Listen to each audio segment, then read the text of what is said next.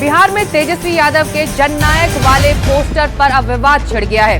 RJD के ही नेता ने पोस्टर पर सवाल उठा दिए हैं। अब्दुल बारी सिद्दीकी ने कहा है कि तेजस्वी यादव जननायक नहीं हो सकते, उन्हें जननायक बनने में वक्त लगेगा। इसको लेकर अब चुनावों को देखते हुए राजनीति भी तेज हुई है।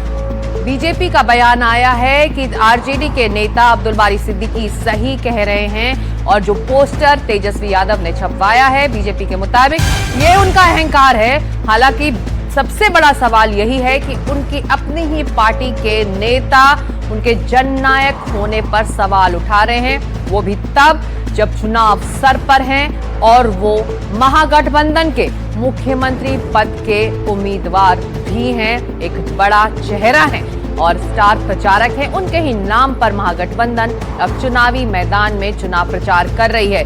तो तेजस्वी यादव के जननायक वाले पोस्टर पर विवाद छिड़ गया है। आरजेडी के ही नेता ने इस पर सवाल उठा दिए हैं। वरिष्ठ नेता है अब्दुल बारी सिद्दीकी, उन्होंने कहा है कि तेजस्वी यादव जननायक नहीं हो सकता। ये सुन लेते उन्होंने क्या कहा। भाई, जननायक बनने में उनको समय लगेगा, इसलिए समय लगेगा कि वो लालू की विरासत है और उनकी राजनीति पे खरा उतरने की कोशिश कर रहे हैं।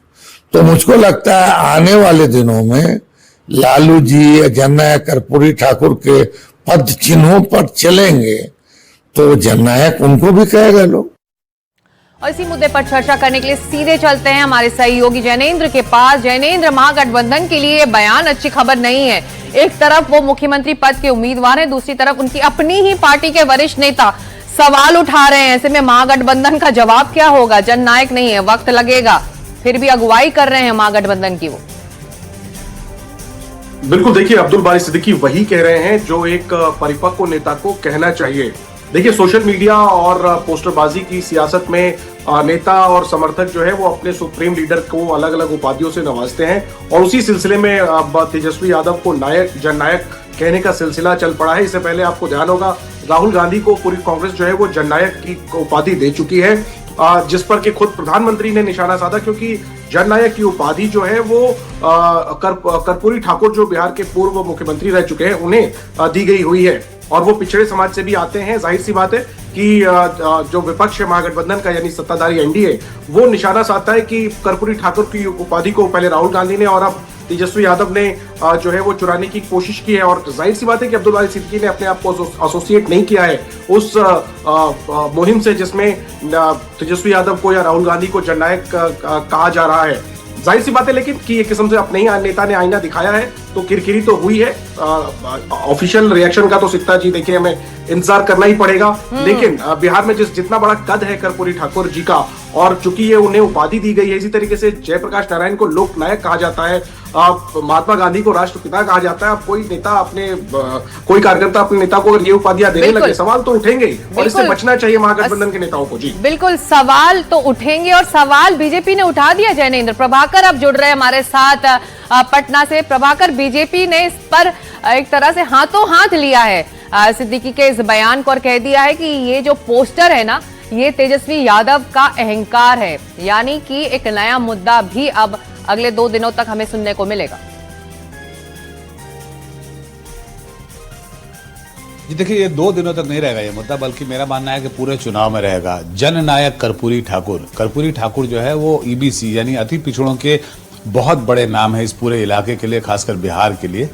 ये चुनाव का वक्त है, ईबीसी एक बहुत ही क्रूशियल वोट बैंक है और उस चुनाव के माहौल में अगर महागठबंधन के नेता जननायक की उपाधि कर्पूरी ठाकुर से छीन के अपने नेता को देना चाहते हैं तो इन्हें ये चुनाव में नुकसान कर सकता है, ये बैकफायर कर सकता है। और बीजेपी बिल्कुल यही कर रही है। बीजेपी इस मुद्दे को इसलिए उछाल रही है क्योंकि वो ईबीसी वोटर्स में ये मैसेज देने की कोशिश कर रही है कि आप जिसे मसीहा मानते हैं यानी कर्पूरी ठाकुर जी को, जिनको आप मसीहा मानते हैं अपने कॉज के लिए, ईबीसी के लोगों के लिए, वो उनकी उपाधि को छीन के ये खुद अपने ऊपर ये उपाधि ले रहे हैं। तो कुल मिला के ये एक नुकसान का सौदा साबित हो सकता है महागठबंधन के लिए। कर्पूरी ठाकुर को ही ने जननायक बने रहने देना चाहिए और अपने नेता को अगर कोई उपाधि देनी है तो कोई और उपाधि दे लें। लेकिन चुनाव के वक्त ये जननायक की जो बहस छेड़ दी है इन्होंने और जिस बहस को हवा दी जा रही है खासकर भाजपा और जेडीयू की तरफ से, जी। तो ये नुकसानदेह साबित हो सकता है महागठबंधन के नेताओं के लिए, खासकर तेजस्वी के लिए। जी जी बिल्कुल। और जैसा कि हम प्रभाकर से भी पूछ रहे थे, जननायक पोस्टर पर तेजस्वी यादव का अहंकार है, बीजेपी कह रही है। अब्दुल बारी सिद्दीकी ने सही कहा है, बीजेपी कह रही है। तो जननायक वाले पोस्टर पर आरजेडी के अंदर से ही सवाल उठने लगे हैं, जिस पर बीजेपी ने जवाब देते हुए कहा है कि अब्दुल बारी सिद्दीकी जो आरजेडी के नेता है वो सही कह रहे हैं। सुन लेते हैं बीजेपी की प्रतिक्रिया। ये उन्हीं के पार्टी के लोग उनको समझा रहे हैं। जिस तरह का अहंकार, और राजा का बेटा राजा बनेगा, नेहरू परिवार है तो राहुल गांधी नेता बनेंगे, लालू यादव का परिवार है तो तेजस्वी यादव मुख्यमंत्री बनेंगे। यह प्रजातंत्र में कहां परिभाषा है? यह लोकतंत्र का परिभाषा नहीं है कि हमारा बेटा ही राजनीतिक उत्तराधिकारी बनेगा। यह प्रजातंत्र और लोकतंत्र नहीं कहता है। इसीलिए अब्दुल बारी सिद्दीकी जी ने सही कहा कि राहुल गांधी और तेजस्वी यादव जी, ये दोनों जननायक की उपाधि अपने पीछे लगाने के पहले उनको अपने अंतरात्मा को झांकना चाहिए कि इंडिया गठबंधन के तमाम दल उसमें शामिल हैं। वो सब लोग निर्णय करेंगे। किसी एक पार्टी को, अपने नेता को ये कहने का वो नहीं है। हम लोग ये कहते हैं कि अखिलेश यादव जननायक है। जननायक अभी हम नहीं बता सकते ना। जननायक तो लोहिया जी हैं, कर्पूरी जी हैं, लालू जी हैं, बड़े बड़े लीडर लोग जननायक हैं। तेजस्वी जी जननायक नहीं हो सकते हैं, क्योंकि तेजस्वी जी अपने बलबूते नहीं हैं, वो हमारे पिता के बलबूते हैं। जब वो अपने बलबूते आएंगे तो सबसे पहले जननायक हम ही बोलेंगे। अब तो तेजस्वी जी को उनके पार्टी के नेता अब्दुल बारी सिद्दीकी भी जननायक मानने को तैयार नहीं। जननायक तो केवल एक ही हैं और एक ही रहें, कर्पूरी ठाकुर जी। उनसे राहुल गांधी जी ने टाइटल चुराया और राहुल गांधी जी से बिहार के नायक, जननायक का टाइटल तेजस्वी जी ने चुराया। पर तेजस्वी जी को ना उनकी पार्टी वाले, मतलब संगत वाले मानने को तैयार है, ना उनके परिवार के सदस्य तेज प्रताप जी उनको मानने को तैयार है, ना उनके और भी एलाइज समाजवादी पार्टी और कांग्रेस पार्टी मानने को तैयार है, ना राहुल गांधी मानने को तैयार है। तो ना संगत है, ना जनमत है, ना जनपद है, केवल ये उनके मन की चाहत है। टाइटल चोरों को बार बार आईना दिखाने का काम जनता ने तो किया ही है। जनता तो नहीं मानती, जनता मानती है कि ये खलनायक है, परिवारवाद के और भ्रष्टाचार के और अपराध और जंगल राज के। खलनायक कभी जननायक नहीं बन सकते। अब तो ये उनकी पार्टी भी कह रही है। अब पता नहीं अब्दुल बारी सिद्दीकी जी को और क्या गम है। हो सकता है कि उनको गम इस बात का भी हो कि उनका नाम डिप्टी सीएम के रूप में नहीं है। और क्या गम है अब्दुल बारी सिद्दीकी को, ये पूछ रही है बीजेपी। मनोरंजन भारती, जैनेन्द्र, प्रभाकर और प्रशांत हमारे साथ लगातार जुड़े हुए हैं। मनोरंजन, आपने ये राजनीतिक प्रतिक्रियाएं सुनी। भाई कह रहे हैं कि जननायक नहीं है, वरिष्ठ नेता अपनी ही पार्टी के कह रहे हैं जननायक नहीं है, विरोधी तो कह ही रहे हैं। ऐसे में अब जब चुनाव सर पर हैं तो जननायक कौन है, इसका जवाब तो जनता भी देगी ना। अब देखिए, जनता तो देगी ही, लेकिन अब्दुल बारी सिद्दीकी ने कुछ भी गलत नहीं कहा है। उन्होंने कहा वो अभी नायक हैं, जननायक बनने में उनको वक्त लगेगा, उनको जैसे कुछ काम करेंगे उसके बाद वो जननायक होंगे। उन्होंने, अब्दुल बारी सिद्दीकी ने कहा कर्पूरी ठाकुर जननायक हैं और बड़े बड़े नेता जननायक हैं, लालू प्रसाद यादव जननायक हैं, तेजस्वी यादव को अभी वक्त लगेगा। और जो आरजेडी के दफ्तर के बाहर पोस्टर भी लगा हुआ था जब हम वहाँ गए थे, उसमें भी जननायक वर्ड नहीं लिखा हुआ है, उसमें नायक वर्ड ही लिखा हुआ है। और इसका मतलब आरजेडी भी मानती है कि तेजस्वी यादव नायक है। आगे चल के उन्होंने अपने आप को प्रूव किया तो जननायक हो जाएंगे। लेकिन सबसे बड़ी बात है, आयरनी ये है सिकता की ये गलत चीजों पे बहस हो रही है बिहार में। वो चीजें जो बिहार के लिए मायने रखती है, जो मुद्दा है, शिक्षा है, पलायन है, छठ के समय देखिए इतनी भीड़ आई है बाहर से, उस पर कोई बात नहीं कर रहा। ये बेमतलब की बातों को मुद्दा बनाया जा रहा है। बेमतलब की बातों को मुद्दा बनाया जा रहा है। आपके टेलीविजन स्क्रीन पर वो लगातार हम पोस्टर दिखा रहे हैं जिसमें नायक कहा गया है तेजस्वी यादव को। इस बीच महागठबंधन के दल पटना में आज घोषणा पत्र जारी करने वाले हैं। इसकी लॉन्च होगी आज और आज 10 बड़े वादे किए जाएंगे अपने वोटर्स को। सूत्रों के मुताबिक हर घर नौकरी का वादा होगा, महिलाओं को 2500 रुपए का वादा होगा, ब्लॉक में डिग्री का वादा होगा, और 200 यूनिट प्रति माह बिजली का वादा, 25 लाख तक का, जो तमाम बातें, 25 लाख तक का स्वास्थ्य बीमा किया जाएगा, ये 5वीं बड़ी बात होगी। और 6ठी बात, सामाजिक सुरक्षा पेंशन 1500 प्रति महीने देने का वादा किया जाएगा। भूमिहीनों को 3 से 5 डिसमिल जमीन देने का वादा। ईबीसी जातियों के लिए अत्याचार विरोधी कानून लाया जाएगा। शराबबंदी कानून की समीक्षा की जाएगी। शराबबंदी कानून जो नीतीश कुमार लेके आए थे, अपराध नियंत्रण के लिए कानून व्यवस्था पर बात होगी। तो ये 10 बड़ी बातें हैं जो इस वक्त हमारे सूत्र बता रहे हैं इस जॉइंट मैनिफेस्टो में, महागठबंधन के मैनिफेस्टो में, जिसका जिक्र हो सकता है। प्रभाकर, जैनेंद्र, प्रशांत, मनोरंजन लगातार बने हुए हैं। प्रभाकर, ये 10 बड़ी बातें हैं, सूत्रों के हवाले से खबर आ रही है। महागठबंधन के घोषणा पत्र की इस वक्त क्या तैयारियां हैं? देखिए, महागठबंधन का आज 4 बजे के आसपास पे जो प्रेस कॉन्फ्रेंस होगा उसमें इनका संयुक्त घोषणा पत्र जो है वो जारी होगा। हालांकि लेफ्ट पार्टीज ने, सीपीआई-एमएल ने खासकर पहले ही अपने घोषणा पत्र को जारी कर दिया है, तो इकलौती पार्टी वो है जिसने अपने घोषणा पत्र को जारी किया है। लेकिन ये एक जो इनकी समन्वय समिति है, यानी जो कोऑर्डिनेशन कमेटी है, उनके सदस्य बैठ के लगातार इस पर मंथन कर रहे थे कि सभी पार्टियों के कौन कौन से वादे हैं जो इस संयुक्त घोषणा पत्र में डाले जाएंगे, और उसके बाद उस हिसाब से ये घोषणा पत्र तैयार किया गया। इसलिए अभी आपको जो 4 बजे के आसपास जो प्रेस कॉन्फ्रेंस दिखेगा उसमें सभी पार्टियों के प्रतिनिधि, महागठबंधन के सभी दलों के प्रतिनिधि जो हैं वो वहाँ मौजूद होंगे, और वो एक जो संयुक्त खाका है जिसपे वो जो प्रमुख मुद्दे हैं उनको उठाया जाएगा, जिसमें सभी पार्टियों के जो वादे हैं, प्रमुख वादे हैं, उन्हें जगह दी जाएगी। लेकिन उसमें जो सबसे महत्वपूर्ण होगा वो आप देखिए, पिछले कुछ दिनों में राजद ने बहुत सारे ऐसे वादे किए हैं जो लोक लुभावन हैं, जिसे आप फ्रीबीज की कैटेगरी में डालते हैं। चाहे वो सभी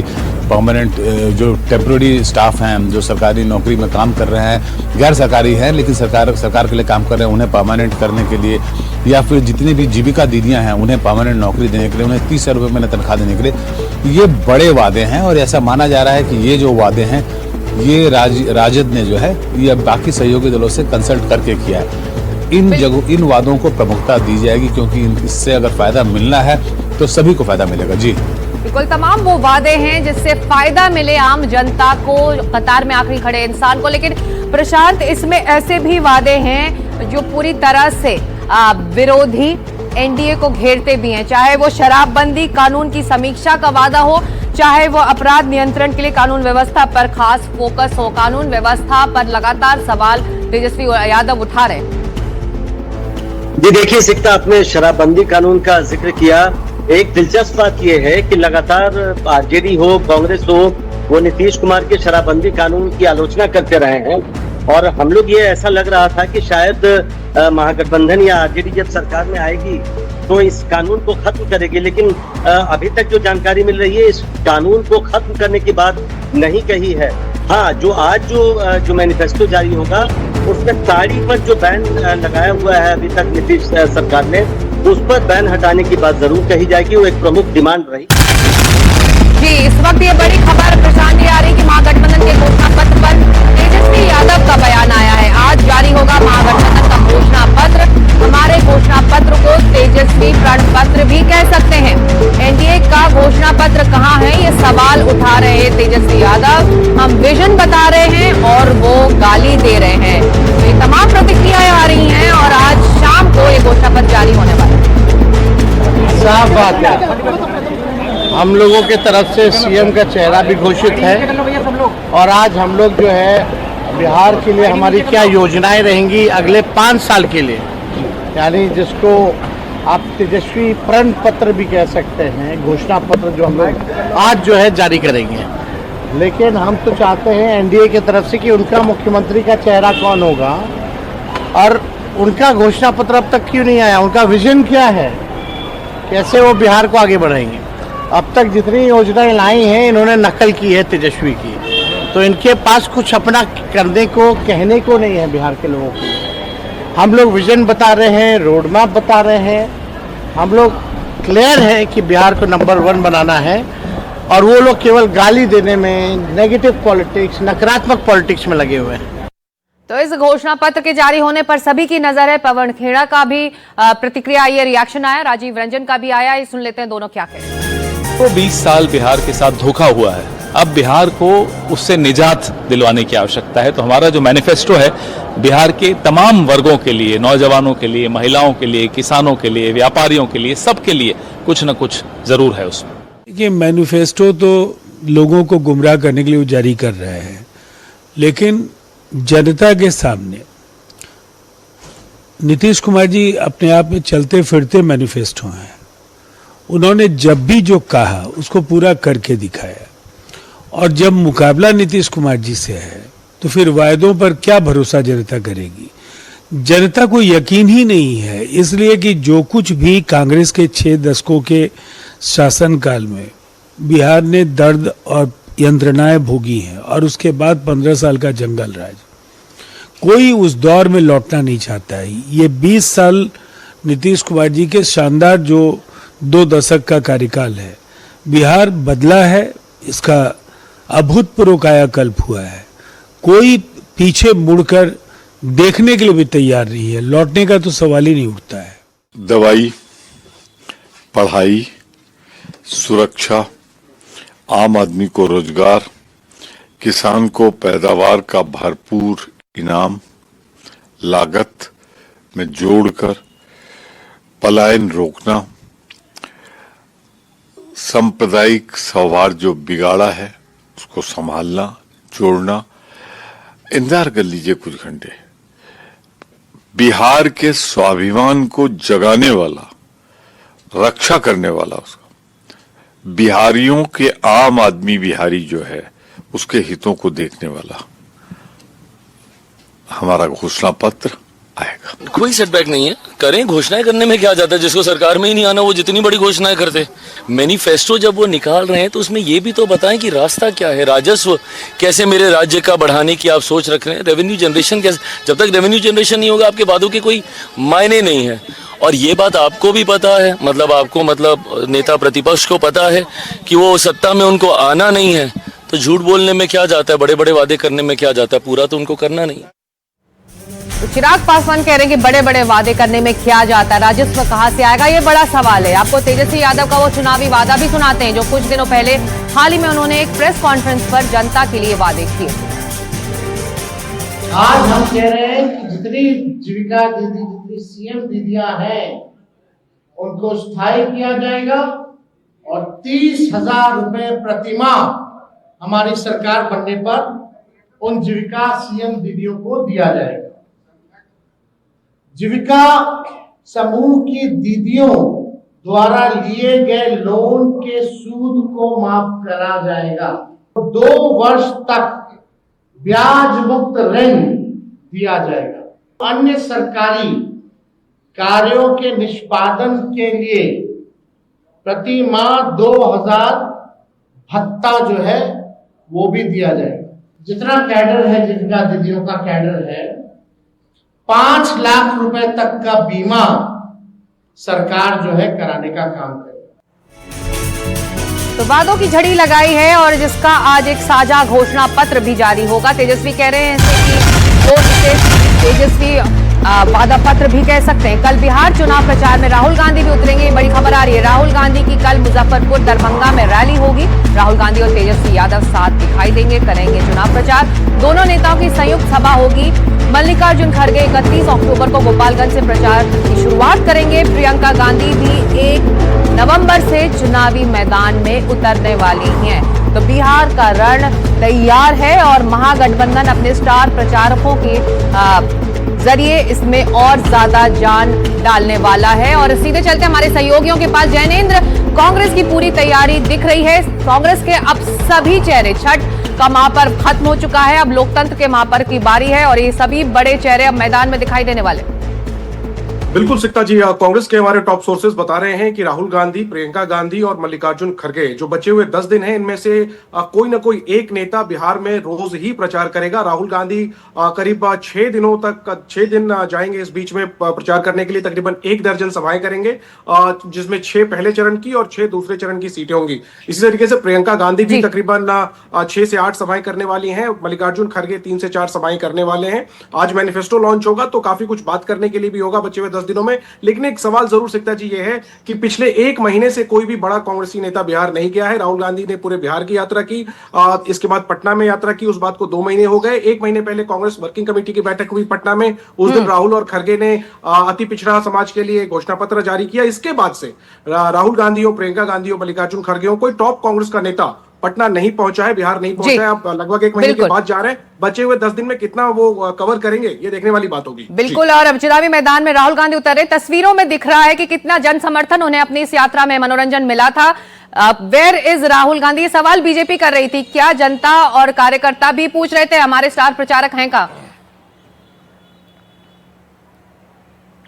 देखिए, टेक्निकली आप कहें तो प्रचार जो है ना कल से शुरू होगा या कहें आज से शुरू होगा। आज तक बिहार में छठ के लिए वो सब कुछ जो था वो धीमा धीमा चल रहा था।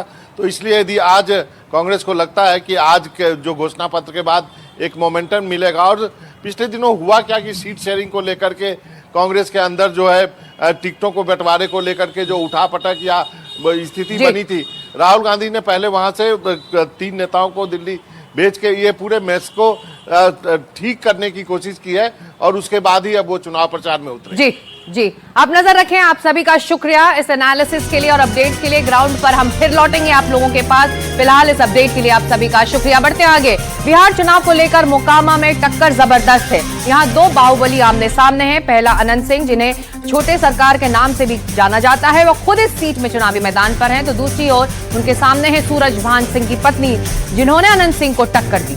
एनडीटीवी इंडिया ने इन दोनों बाहुबलियों से बात की, आपको सुनवा दी। आप बोलते हैं कि जनता हमारा भगवान है, क्यों, क्या है ऐसा कि आप? ठाकुर बाड़ी में हम बहुत जग गए, हमको कुछ मिला नहीं, पूजा करके चल आए। यहाँ गए तो कुर्सी मिला, विधानसभा गए तो केरा भगवान कहे।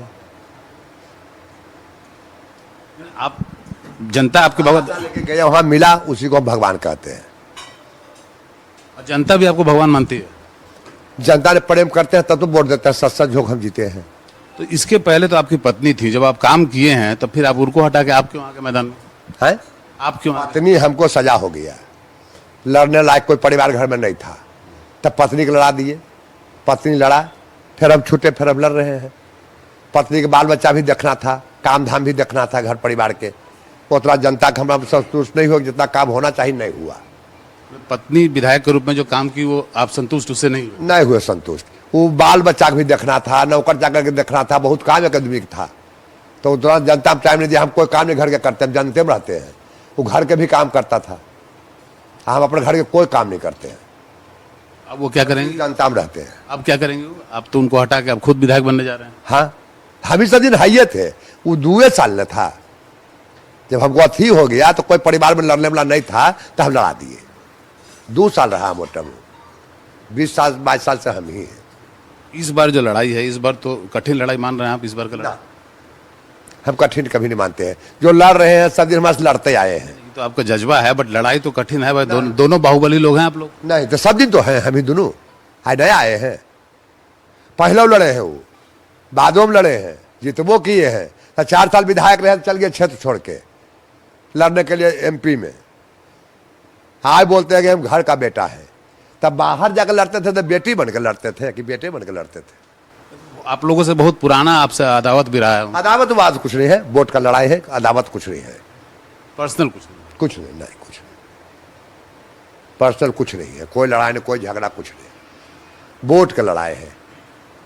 आपको लोग बार बार बोलता है बाहुबली, ये आप इसको तारीफ मानते हैं कि आपको लगता है कि नहीं गलत बात है? नहीं, गलत बात है। ये आप लोग बोले हैं, कोई नहीं बोला है। आप लोग बाहुबली बाहुबली किए तो कुछ जनतो पकड़ लिया, बाहुबली कर दिया, कोई छोटे सरकार कर दिया। हमको पसंद भाषा नहीं है। आप क्या मानते हैं? हम अनंत है, अनंत हकाबे हमारा, ये हमारा नाम है। तारीफ भी मान सकते हैं आप? है, तारीफ मानिए ना, क्या दिक्कत है इसमें? तारीफ मानिए, बाहुबली है। नहीं, हमको जो हयन है झूठे कैसे माने? अभी हम बाहुबली जब कहते कि वोट जाकर खुलकर लूट के ले लेते, छीन के ले लेते, तो सख्ती से ले लिए। जनता का हम हाथ जोड़ते हैं, वो वोट देते हैं। इसमें बाहुबली जगह क्या है? आप ये मानते हैं कि बिहार का अगला मुख्यमंत्री नीतीश जी को बनना? नीतीश जी होंगे। तो लालू और तेजस्वी के बारे में आपका क्या कहना है? वो दोनों हमको कुछ कहने नहीं है। लालू जी तो कुछ आदमी के चिन्हते थे भी, तेजस्वी तो जो रुपया 3 करोड़ देंगे ओकरे चिन्हेंगे। मतलब पैसा लेते हैं? पैसे लेकर कोई टिकट देते हैं? या कोई टिकट है बचल में पैसा का? या का टिकट? आपके विरोध में जो उम्मीदवार हैं उनको भी पैसा लेके सबको पैसे लेके देते हैं। हाँ, हम देखे तो नहीं जाते हैं क्या लिया कि नहीं लिया, लेकिन दुनिया कहता ही है पैसा लेके देता है। ये इसको माना जा रहा है कि बड़ा ये 2 बाहुबली का लड़ाई है। ये बाहुबली का शब्द आप लोग कहाँ ट्रेनिंग लिया? जितने चैनल वाले रहते हैं आप इसी चीज से आप उच्चारण करते हैं। तो इसमें गलत क्या है? तो तारीफ भी मान सकते हैं इसको आप? नहीं, तारीफ नहीं। आप जनता के बीच वे चीज लेके चलिए जिस चीज से जनता की भलाई हो। नहीं, बट ये लड़ाई दिलचस्प है कि नहीं? क्योंकि आपके जो विरोधी हैं वो काफी दबदबा रखते हैं इस क्षेत्र में। चलिए, दबदबा किसी को नहीं रहता है, पृथ्वी लोक है। राम रावण सब यहाँ, दबदबा किन्हीं का रहा है। तो आप इस लड़ाई को कठिन मानते हैं? नहीं, कठिन हम नहीं मानते हैं। जनता मालिक है, जनता तय करती है कि किसको जिताना है, किसको हराना है। नहीं, बट जब से नीतीश कुमार ने महिलाओं के अकाउंट में पैसा देना शुरू कर दिया है, 10,000 रुपया दे दिया, ये दे दिया, तो थोड़ा आप लोग की लड़ाई और कठिन हो गई उस मामले में? देखिए, ये तो बहुत सौभाग्य की बात है हमारे राज्य के लिए कि 10,000 अकाउंट में आया। नीतीश जी बहुत अच्छे काम किए, लेकिन सबसे बड़ा दुर्भाग्य की बात है कि ये बिहार है। बिहार का मुख्यमंत्री कौन है? बिहार का मुख्यमंत्री कौन है आपसे पूछते हैं हम सर। जी, तो वो तो नीतीश जी हैं, बताइए तो आप बोलना क्या चाह रहे हैं? बताइए। नहीं, नीतीश जी के जैसे कि एक बार 2005 के बाद आके एकदम जैसे ये इलेक्शन से ठीक पहले बुझाया कि ये पैसा जाना जरूरी है। ये 20 साल से मुख्यमंत्री हैं, इस चीज को तो पहले भी याद आनी चाहिए थी उनकी। नहीं, बट ठीक है, मान लीजिए चुनाव के पहले दिया, लेकिन पैसा तो दिया ना भाई। महिलाओं का भला होगा, रोजगार करेंगे ना। ये तो बहुत सौभाग्य की बात है मेरे राज्य के लिए, लेकिन ये चीज 20 साल पहले होना था, 10 साल पहले होना था, 5 साल पहले होना था, 15 साल पहले होना था। लेट सही अभी हुआ। देखिए, फिर लेट ऐसा नहीं कह सकते 10,000 में 1 वोट खरीद रहे हैं। कह सकते हैं आप? कह सकते हैं? नहीं कह सकते हैं। नहीं, अब 1 गोतनी का मिला, 3 गोतनी का नहीं मिला, तो ये तो मार होने का घर में नौबत कर दिए हैं। केस मुकदमा होगा, बिहान थाना में FIR होगा, 10,000 के बदल 50,000 लगेगा। 2 बाहुबली आमने सामने। इस बीच आरजेडी पर सम्राट चौधरी के बड़े आरोप आए हैं। लालू यादव अपराध का चेहरा है, कह रहे हैं सम्राट चौधरी। लालू यादव अपराधियों को पालते हैं, तमाम बयान सम्राट चौधरी के आए हैं। लालू यादव अपराध का चेहरा है, लालू यादव अपराधियों को पालते रहे हैं, ये सम्राट चौधरी का बयान आया। ये सुन लेते सम्राट चौधरी को। लालू जी ने कभी आरक्षण नहीं दिया। कहते थे भगवतिया देवी को हमने सदन पहुंचाया, और जब भगवतिया देवी सदन पहुंची थी तो लालू जी हाफ पैंट पहनते थे। इसलिए ये लोग प्रोपेगेंडा वाले लोग हैं। लालू बिहार के लिए एक आपराधिक चेहरा है, गुंडे के तौर पालने वाले लोग हैं, और एक पंजीकृत चोर के तौर पर उनको स्थापित हो चुके हैं। तो बीजेपी नेताओं के लगातार बयान भी आ रहे हैं। बीजेपी नेता अश्विनी चौबे का बयान आया है, तेजस्वी यादव चुनाव के बाद जेल जाएंगे। अश्विनी चौबे कह रहे हैं तेजस्वी यादव मुख्यमंत्री बनना तो भूल ही जाए। सुन लेते हैं अश्विनी चौबे को। वो मुख्यमंत्री तो दूर जाए, वो मुंगेरी लाल का हसीन सपना ही रहेगा। आने वाले दिनों में 14 नवंबर के बाद नोट कर लीजिए, वो काल कोठरी का मुख्य कैदी होगा। और बक्सर में जो मोटका रस्सी देखते हैं ना बनता है, यहाँ फांसी लगाने वाला रस्सी यही तैयार होता था, यही होता है। उस फांसी से ये तमाम ये भेड़ जो काल ने भी है, इनको फांसी की सजा मिलेगी। तो बिहार में लड़ाई बस दिलचस्प हो ही रही है। बिहार से निकलकर चलते हैं यूपी, जहां पर कल से एक बड़ी खबर आई। वहां मुस्तफाबाद का नाम बदलकर कबीरधाम किया जाएगा। योगी सरकार ने यह फैसला क्यों लिया है, इस रिपोर्ट से समझते हैं।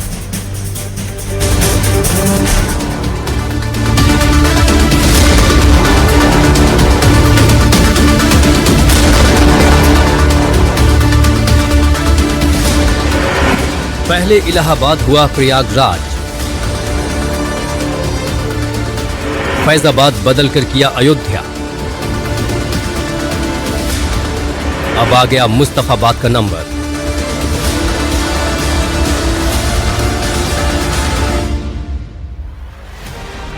तो अब ये साफ हो गया है कि जल्द ही उत्तर प्रदेश के एक और इलाके का नाम बदलने वाला है। इस इलाके का मौजूदा नाम है मुस्तफाबाद। ये इलाका लखीमपुर खीरी का है। मौजूदा नाम मुस्तफाबाद, भविष्य का नाम कबीर धाम। लखीमपुर खीरी में है मुस्तफाबाद। यूपी के सीएम योगी आदित्यनाथ लखीमपुर खीरी के मंच पर पहुंचे और उन्होंने यहां पर साफ कर दिया है कि यूपी सरकार धार्मिक स्थलों का पुनरुद्धार कर रही है। साथ ही उन्होंने समाजवादी पार्टी पर निशाना साधते हुए ये भी कहा कि पहले पैसा कब्रिस्तान की बाउंड्री में जाता था, लेकिन इससे पहले पैसा कहां जाता था? कब्रिस्तान की बाउंड्री में जाता था। सीएम योगी ने यह भी साफ कर दिया कि बीजेपी सरकार सभी धर्मस्थलों के सौंदर्यीकरण और पुनरुद्धार का काम कर रही है। आज हमारी सरकार है, उत्तर प्रदेश में डबल इंजन की सरकार है। हमने कहा भी हर धर्मस्थल का सुंदरीकरण होना चाहिए, वहां पे जनता को सुविधा मिलनी चाहिए, यात्री विश्रामालय बनने चाहिए, रेन बसेरे बनने चाहिए और हर प्रमुख स्थलों का हम पुनरुद्धार और सुंदरीकरण के बड़े कार्यक्रम को पर्यटन और संस्कृति विभाग के माध्यम से आगे बढ़ाने का काम कर रहे हैं। क्या काशी, क्या अयोध्या, क्या कुशीनगर, क्या नैमिषारण्य, क्या सुखतीर्थ, क्या मथुरा, वृंदावन, बरसाना, गोकुल, बलदेव, गोवर्धन, इन सभी स्थलों के साथ साथ हम लोगों ने हर एक उस स्थल के लिए जहां पे आम जनमानस की आस्था है वहां पर धनराशि उपलब्ध करवाने का काम किया है। तो वहीं सीएम योगी ने यह भी साफ कर दिया कि जब वो इस इलाके में आए तो उन्होंने गांव का नाम पूछा तो उन्हें पता चला कि इस इलाके को मुस्तफाबाद कहते हैं। तो उन्होंने कहा कि मैंने प्रस्ताव मंगा करके यहाँ का नाम बदलने को कहा है। मैंने इस गांव के बारे में पूछा, मुझे बताया गया गांव का नाम है मुस्तफाबाद। मैंने कहा कितनी मुस्लिम आबादी रहती है यहाँ पे? कहा एक भी नहीं, लेकिन नाम मुस्तफाबाद हो गया। हमने कहा भाई अब ये नाम बदलना चाहिए, मुस्तफाबाद ने कबीर धाम इसका नाम रख दो। उन लोगों ने अयोध्या को फैजाबाद किया था, प्रयागराज को इलाहाबाद किया था, कबीर धाम को मुस्तफाबाद किया था। और ये हमारी सरकार है, फैजाबाद को अयोध्या बना रही है, इलाहाबाद को प्रयागराज बना रही है और मुस्तफाबाद को फिर से कबीर धाम स्थल बना करके उस गौरव की पुनर्स्थापना के कार्यक्रम के साथ आपको जोड़ रही है। चलिए अब आपको ये भी बता देते हैं कि अब तक यूपी में कहां-कहां और कौन-कौन से शहरों, इलाकों में ठिकानों के नाम बदले जा चुके हैं। शाहजहांपुर जिले में जलालाबाद का नाम बदलकर परशुरामपुरी कर दिया गया। अमेठी जिले के 8 रेलवे स्टेशनों के नाम बदले गए। वर्ष 2023 में प्रतापगढ़ जंक्शन को मां बेल्हा देवी धाम प्रतापगढ़ जंक्शन, अंतु स्टेशन को मां चंद्रिका देवी धाम अंतु और विश्वनाथगंज को शनिदेव धाम विश्वनाथगंज नाम दिया गया। वर्ष 2017 में इलाहाबाद जिले को प्रयागराज, 2018 में फैजाबाद को अयोध्या के तौर पर नया नाम दिया गया। तो वहीं मुगल सराय को दीनदयाल उपाध्याय नगर और झांसी रेलवे स्टेशन को वीरांगना लक्ष्मीबाई झांसी रेलवे स्टेशन के तौर पर बदला गया। जाहिर है उत्तर प्रदेश में अभी भी कई ऐसे नाम हैं जो आक्रांताओं के निशानियों से जुड़े हुए हैं, लेकिन कई बड़े शहरों और स्टेशनों के अलावा कई यूनिवर्सिटीज के नाम भी बदले गए हैं और बारी बारी से सबके नंबर आने वाले हैं। फिर चाहे वो कस्बा हो या फिर गांव, आक्रांताओं के नाम पर बसे इलाकों पर नाम बदलने का एक्शन जारी है। Bureau report, NDTV India. अगली खबर भी उत्तर प्रदेश से। वृंदावन के लोग बेचैन हैं। दरअसल बांके बिहारी मंदिर के खजाने खुलने के मामले में अब वृंदावन के धर्माचार्यों और संतों ने सरकार से सीबीआई जांच की मांग कर दी है। उनका कहना है कि अगर जांच नहीं होती है तो आमरण अनशन भी करेंगे। ऐसा इसलिए क्योंकि जब तक खजाना नहीं खुला तो उसमें कुछ नहीं निकला। सवाल है कि वहां कुछ था या नहीं। 54 साल बाद खजाना खुला तो क्या हुआ, वहाँ क्या नजर आया, क्या कुछ मिला? अधिकारियों की मौजूदगी में बिहारी जी का खजाना खुला तो ये तस्वीरें सुर्खियां बनी। सिर्फ लकड़ी का ये संदूक इसलिए वृंदावन के धर्माचार्य और साधु संतों में गुस्सा है। इनकी मांग है कि कुछ दिन पहले बांके बिहारी मंदिर का जो खजाना खुला था, इसकी सीबीआई जांच होनी चाहिए, क्योंकि उस खजाने में कुछ नहीं निकला, निकले तो सिर्फ खाली डिब्बे। श्री कृष्ण जन्मभूमि मंदिर का केस लड़ रहे दिनेश फलाहारी महाराज ने कहा कि यदि खजाने की जांच हुई तो वो आमरण अनशन करेंगे। देखिए, हमारे बांके बिहारी मंदिर में राजा महाराजाओं के द्वारा, कृष्ण भक्तों के द्वारा अरबों खरबों रुपए की संपत्ति दान की गई, अरबों रुपए का आभूषण, सोना, चांदी, हीरा, जवाहर दान किया गया। वो पूरा खजाना ही गायब हो गया। 44 सालों में इतना दान आया, उस दान को ही चोरी कर लिया गया। यदि उस पे ताले पर सरकारी सील होती तो वो चोरी नहीं होता। और ताले की चाबी मिलाकर, ताला तोड़कर किस प्रकार उस खजाने को गायब किया गया है, इस पूरे प्रकरण की सीबीआई जांच होनी चाहिए। धर्माचार्य कहते हैं बांके बिहारी के खजाने की सीबीआई जांच होनी चाहिए। 54 साल बाद खजाना खुला है तो उसका माल कहां गया, और उस खजाने के सामान से ब्रिज का विकास होना चाहिए। जब ये खजाना खोला जा रहा था तो बाहर से आने वाले श्रद्धालुओं को भी एक उम्मीद थी कि इसमें बेशकीमती भगवान के आभूषण निकलेंगे। जब खाली निकले तो निराशा हाथ लगी। उनका कहना है कि इसकी जांच होनी चाहिए। 54 साल पुराना खजाना खोले, 1-1 रुपए से 10-10 रुपए 100-100 से भी आदमी जोड़ते हैं तो पूरे के पूरे 54 साल में बॉक्स और डिब्बा और ये पूरी तिजोरियां भर जाती हैं। क्या वो बिल्कुल खजाना खाली था जहां ब्रज में देश विदेश के लोग भी यहाँ दर्शन करने आते हैं, और विदेश के लोग तो बहुत बड़ा दान करके भी जाते हैं। कहाँ से आप आए? मैं दिल्ली से आई हूँ। मंदिर का खजाना खुला था, क्या उम्मीद थी आपको? हमें उम्मीद थी कि बहुत कुछ निकलेगा, पर कुछ नहीं निकला। क्या लगता है कहाँ चला गया वो? पता नहीं, ये तो ट्रस्टी जाने, जो पहले रहे होंगे सरकार वो जाने। हम बिहारी जी स्वयं आज से नहीं 5000 वर्ष पहले से ही खजाने थे, आज भी खजाने हैं और आगे भी खजाने रहेंगे। ये तो बिहारी जी की लीला है। वहीं स्थानीय निवासियों ने कहा बांके बिहारी जी रसिक संतों के ठाकुर जी हैं, ना कि राजा महाराजाओं के। अगर राजा महाराजाओं के ठाकुर होते बिहारी जी तो खजाना निकलता। कुछ लोग कहते हैं कि उम्मीद थी कि कुछ निकलेगा, लेकिन कुछ निकला नहीं। ऐसा लगता है कि कुछ था ही नहीं, तो निकलेगा क्या? खजाना बिहार जी का खजाना नहीं, खजाने का मतलब ये तो प्रेम की भूमि। बिहार जी तो रसिकों के ठाकुर जी थे, कोई खजाने राजा रजवाड़ों का वो थोड़ी था जो खजाना निकलेगा। राजा महाराजाओं के बिहार जी होते तो खजाना निकलता। तो ये तो रसिकों की भूमिया, तो प्रेम पद सवैया दो राधा नाम बांके बिहारी का संकीर्तन ये हुआ खजाना। कोई चोरी हो गया ये तो हमने भी सुनी है, चोरी हो गया, लेकिन जब उसमें था ही नहीं तो मिलेगा कहाँ से? पहले तो बांके बिहारी मंदिर में आज से 100 साल पहले कोई आता ही नहीं था। जो पुजारी जो थे वो अपने घरों से प्रसाद लगाते थे। जो भी भक्त लोग आते थे, जैसे सोने का झूला जो यात्रियों हरकुलाल सेठ ने दान दिया, वो आज भी उनके पास है। बांके बिहारी मंदिर की सेवायत इतिहासकार का मानना है कि 54 साल पहले जब खजाना खुला था तो जो भी सामान निकला उसे स्टेट बैंक में जमा कर दिया गया था। लेकिन उम्मीद थी इतने साल बाद जब खजाना खुल रहा है तो इसमें सोने चांदी हीरे के हार निकलेंगे, लेकिन इसमें कुछ भी नहीं निकला। तो ऐसा प्रतीत होता है कि माल चोरी हो गया।